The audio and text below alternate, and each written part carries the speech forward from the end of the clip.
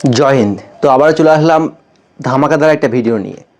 IRB GD অর্থাৎ Indian reserve battalion, যেটা কিন্তু প্রায় 6 বছর পরে ভ্যাকান্সিটা আউট হলো। তো কথা হচ্ছে, আমি একটা ভিডিও বানিয়ে দিয়েছিলাম কবে থেকে ফর্ম ফিল আপ হচ্ছে, ভ্যাকান্সি কী রয়েছে, A to Z ডিটেলস। তারপরেও দেখলাম অনেক রকম কমেন্ট কিন্তু এসেছে, দাদা আমি ফর্ম ফিল আপ করতে পারবো কি না, দাদা বয়স কবে থেকে ধরা হচ্ছে, দাদা এক্সাম কোন ভাষায় হবে, দাদা তুমি বলছো 18 থেকে 32, কিন্তু এখানে তো 18 থেকে 22 দেখাচ্ছে। আরে 18 থেকে 32 বছর হলে তুমি ফর্ম ফিল আপ করতে পারবে। আজকের ভিডিওটা দেখো, তাহলে সব কিছু ক্লিয়ার হয়ে যাবে। তো আজকে তোমাদের সব কিছু ডাউট আমি ক্লিয়ার করে দেবো, যে কোন ভাষায় পরীক্ষা হবে, বাংলা, হিন্দি নাকি ইংলিশ, তোমার বয়স যদি 30-এর বেশি হয়ে যায় তুমি ফর্ম ফিল আপ করতে পারবে কি না, তোমার বয়স যদি 22 বছর হয়ে থাকে তুমি কোন কোন পোস্টে ফর্ম ফিল আপ করতে পারবে, অর্থাৎ তোমার বয়স কম হলেও তুমি ফর্ম ফিল আপ করতে পারবে, বেশি হলেও ফর্ম ফিল আপ করতে পারবে। আচ্ছা, তারপরে তোমার পরীক্ষার ডেট কবে রয়েছে, তোমার ফিজিক্যাল ডেট কবে রয়েছে, তোমার লাস্ট ডেট কবে রয়েছে, এবং এজ কাউন্ট। তুমি বলছো না দাদা যে এজ, তুমি জিজ্ঞাসা করছো যে এজ কাউন্ট কবে থেকে হচ্ছে, অর্থাৎ বয়স কবে থেকে ধরা হচ্ছে, এই সব কিছু ডিটেলস তুমি আজকের এই ভিডিওতে পেয়ে যাবে। আশা করি আইআরবি জিডি নিয়ে অন্য কোনো ভিডিও দেখা তোমার প্রয়োজন পড়বে না। তো চলো ভিডিওটি শুরু করা যাক। আর চ্যানেলে নতুন হয়ে থাকলে অবশ্যই লাইক কমেন্ট শেয়ার করে দিয়ে সাবস্ক্রাইব করে দিও। তো দেখো, আইআরবি জিডি আগে বললাম, এর অর্থাৎ হচ্ছে ইন্ডিয়ান রিজার্ভ ব্যাটালিয়ান। ঠিক আছে, তো এই যে ভ্যাকান্সিটা বেরিয়েছে এটা কিন্তু অরুণাচল প্রদেশের ভ্যাকান্সি বেরিয়েছে, মানে এটা নয় যে শুধু সেখানকার ক্যান্ডিডেটরাই ফর্ম ফিল আপ করতে পারবে, এটা অল ইন্ডিয়ার জন্য করতে পারবে। কিন্তু অরুণাচল প্রদেশদের কিছু ক্যান্ডিডেটদের জন্য অনেক সুবিধা কিন্তু রয়েছে, যেমন অরুণাচল প্রদেশের এসটি ক্যাটাগরির যে ক্যান্ডিডেটগুলো রয়েছে তাদের জন্য কিন্তু অনেক রকম সুবিধা রয়েছে, তারা হাইটে ছাড় পাবে, তারা তাদের জন্য ভ্যাকান্সি এক্সট্রা করে রয়েছে। ঠিক আছে, স্পেশাল তারা কিন্তু। বাদবাকি যারা রয়েছে অল ইন্ডিয়া থেকে, সে তুমি ইডাব্লিউএস হও, এসসি হও, ইউআর হও, আর তুমি এসসি এসটি ইডাব্লিউএস ইউআর, তুমি যে কোনো ক্যাটাগরি হও না কেন, তোমাকে সেই আইআরবি জিডির ইউআর ভ্যাকান্সি তুমি কিন্তু পাবে, অর্থাৎ তোমাকে কিন্তু ইউআরে গণ্য করা হবে। এটা আশা করি বুঝতে পারলে। অনেকে জিজ্ঞাসা করছে না দাদা আমি এসসি ভ্যাকান্সি দেখছি না, আমার ফর্ম ফিল আপ করতে পারবো কি না, বা আমি ওবিসি, সবাই ফর্ম ফিল আপ করতে পারবে, কিন্তু তুমি ইউআরে কাউন্ট হবে। টপিকটা ক্লিয়ার।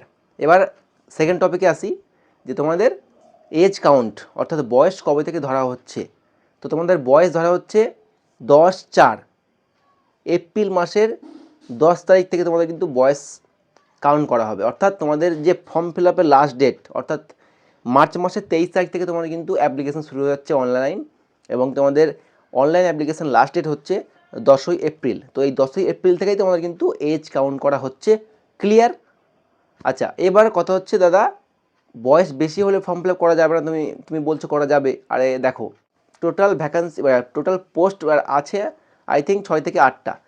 তো তার মধ্যে দুটো ভ্যাকান্সি রয়েছে, দুটো পোস্ট রয়েছে, যেটা 18 থেকে 32 বছরের ছেলেমেয়েরা ফর্ম ফিল আপ করতে পারবে। আচ্ছা, 1 নম্বর হচ্ছে ফায়ারম্যান, 2 নম্বর হচ্ছে স্পেশাল টাইগার ফোর্স। এই দুটো যে ভ্যাকান্সি রয়েছে, এই পোস্ট রয়েছে, এই দুটোতে কিন্তু 18 থেকে 32 যে ক্যান্ডিডেটগুলো রয়েছে তোমরা ফর্ম ফিল আপ করতে পারবে। আশা করি এটাও তোমাদের ক্লিয়ার হয়ে গেল। পয়েন্ট নাম্বার 3, দাদা এক্সাম কোন ভাষায় হবে। তো দেখো, এক্সামের কোনো ভাষা, এক্সামের কোনো ল্যাঙ্গুয়েজ বলা নেই, তবে তোমাদের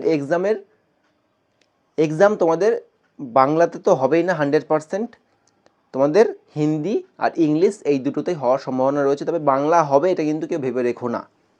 ঠিক আছে, হিন্দি আর ইংলিশ এই দুটো ভাষায় কিন্তু এক্সাম হওয়ার 99% চান্স রয়েছে। আচ্ছা, ক্লিয়ার পয়েন্টগুলো? এবার দেখো, তোমাদের কিন্তু এই 23 তারিখ থেকে ফর্ম ফিল আপ শুরু হচ্ছে, এবং পরের মাসে অর্থাৎ এপ্রিল মাসের 10 তারিখে ফর্ম ফিল আপ শেষ। ঠিক আছে, মে মাসের 5 তারিখে সানডে পড়ছে, সেই দিনকে তোমাদের কিন্তু একটা এক্সাম ডেট টেন্টেটিভ ফাইনাল করা রয়েছে, অর্থাৎ সেদিনকে তোমাদের এক্সাম হতে পারে 5 তারিখে। মানে ভাবো, ফর্ম ফিল আপ করা শেষ, তার পরের মাসে তোমাদের কিন্তু পরীক্ষা। আচ্ছা, তুমি যে মে মাসে 5 তারিখে পরীক্ষা দেবে, ঠিক ওই মে মাসের 25 তারিখে তোমাদের কিন্তু ফিজিক্যাল হয়ে যাবে, অর্থাৎ পিএটি, পিএসটি আর টেট টেস্ট দুটোই ক্লিয়ার। তাহলে তোমাদের যখন পরীক্ষা হয়ে যাচ্ছে, মাঠ হয়ে যাচ্ছে, তাহলে বাকি 1 মাসের মধ্যে তোমাদের মেডিকেল আর ফাইনাল মেরিট বের করতে কি সময় লাগবে। ওই জন্য আমি আগের ভিডিওতে বলেছি বন্ধুরা, যে এই যে পোস্টটা দেখছো, এই যে ভ্যাকান্সি রিক্রুটমেন্টটা মাত্র 4 থেকে 6 মাসের মধ্যে পুরো কমপ্লিট করিয়ে দেবে, অর্থাৎ পুরো জয়েনিং লেটার তোমার হাতে কিন্তু দিয়ে দেবে। তো যারা বয়স বেশি হয়ে গেছে, ডিফেন্সে যেতে চাইছিলে, যেতে পারোনি, এটা তোমাদের জন্য কিন্তু সুবর্ণ সুযোগ। এছাড়াও যারা জিডিতে ফেল করেছো, কিন্তু হ্যাঁ, এখানে তোমার পরীক্ষা বলো, তোমার মাঠ বলো, তোমার মেডিকেল বলো, তোমার ডকুমেন্ট ভেরিফিকেশন বলো, তোমার টেট টেস্ট বলো, A to Z তোমায় কিন্তু A to Z তোমার অরুণাচল প্রদেশে যেতে হবে।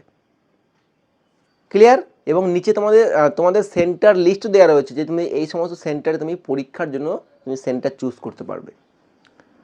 আশা করি তোমাদের কোনো ডাউট আর থাকলো না ভিডিওটা দেখার পরে। হ্যাঁ, সিলেবাস কী কী রয়েছে, সিলেবাস আমি তোমাদের দেখিয়ে দিয়েছি এবং আমার টেলিগ্রাম চ্যানেলে আমি দিয়েও দিয়েছি, ওটা তোমরা স্পেশালি দেখে নাও, ঠিক আছে? আর সিলেবাসের জন্য আমি একটা আলাদা ভিডিও বানিয়ে দেবো ভালো করে, যে কী কী সিলেবাস রয়েছে, সে ম্যাথ থেকে হোক, জিআই থেকে হোক এবং ইংলিশ থেকে হোক। ক্লিয়ার? এই ভিডিওতে কোনো রকম কোশ্চেন যদি তোমাদের থাকে অবশ্যই কমেন্ট করে জানিও, আমি তোমাদের রিপ্লাই দেবো। তো ভাই 23 তারিখ ফর্ম ফিল আপ করে দাও, আমি বলবো ভালো সুযোগ তাদের জন্য যারা ফৌজি হতে চায়, তাদের বয়স প্রচুর পরিমাণে বেড়ে গেছে, যেটাতে জিডিতে সে ভর্তি হতে পারছে না, তার জন্য কিন্তু এটা বেস্ট সুবর্ণ সুযোগ ভাই রয়েছে। এটুকুই বলার ছিল। ভালো থেকো, সুস্থ থেকো, জয় হিন্দ।